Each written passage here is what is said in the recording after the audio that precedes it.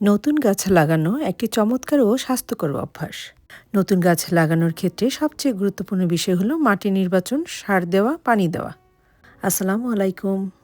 আজ হাজির হয়ে গেলাম আমার গাছ লাগানোর কিছু অভিজ্ঞতার কথার ঝুড়ি নিয়ে। আশা করছি আজকের ব্লগটা ভালো লাগবে। আর অনুরোধ থাকবে প্রথমে একটি লাইক দিয়ে আমাকে উৎসাহিত করবেন। তাহলে চলুন শুরু করি। যারা কচুরমুখী থেকে চারা তৈরি করতে চান, সবচেয়ে সহজ উপায় হলো বাজার থেকে কচুরমুখী কিনে এনে জাস্ট পানির মধ্যে বসিয়ে রাখবেন। সেই সাথে কাজ শেষ, আর কিছুই করতে হবে না। একটা কচু থেকে অনেকগুলি চারা গজায়। পানি দেওয়ার পর যে কোনো কাপড় দিয়ে ঢেকে দিতে হবে এবং 2-1 দিন পরে পরে পানিটা চেঞ্জ করে দিতে হবে। সেই সাথে দেখতে পাবেন 1 থেকে 2 সপ্তাহের মধ্যেই খুব সুন্দর চারা গজিয়ে গেছে।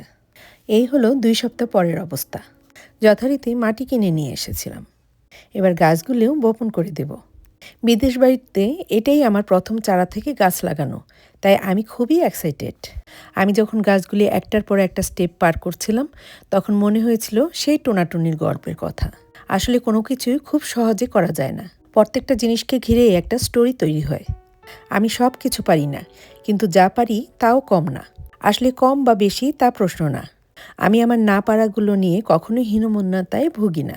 না পারাগুলো অকপটে স্বীকার করতে আমার কখনোই বাধে না। কারণ সব কিছু পারা মানুষটি আমি কখনোই হতে চাই না। আমি বিশ্বাস করি কোনো মানুষই নিখুঁত না। তাই মানুষ হতে হলে আমারও কিছুটা খুঁত থাকুক। নয়তো নিখুঁত হওয়ার নেশায় মানুষই হব না। তাই প্রত্যাশা ক্ষতটুকু নিয়েই সবাই আমাকে ভালোবাসুক। জীবনের সকল মুহূর্তে আল্লাহর উপর ভরসা রাখি এবং নিজের উপর আস্থা রাখি যে আমি পারবই। যখন গাছ লাগাচ্ছিলাম তখন আশেপাশের পরিবেশটা খুবই সুন্দর লাগছিল, তাই ক্যাপচার করে নিলাম। আমার গাছ লাগানোর কাহিনীটা সবাইকে আমি ফোনে ফোনে বলতে থাকলাম। তখন অনেকেরই একটা অ্যাডভাইস ছিল যে কিছুটা সার দিতে হবে। প্ল্যান করলাম উইকেন্ডে যেয়ে সার কিনে নিয়ে আসবো। 2 দিন যেতে না যেতেই দেখলাম একটা বড় একটা পার্সেল চলে আসলো। আমি তো অবাক। আমাকে না বলেই আমার মেয়ে সারটা অর্ডার করে দিয়েছিল। আমি দাম শুনে তো আরও অবাক। দাম নিয়েছে $60। আমার ছোট একটা সারের প্যাকেট হলেই হয়ে যেত।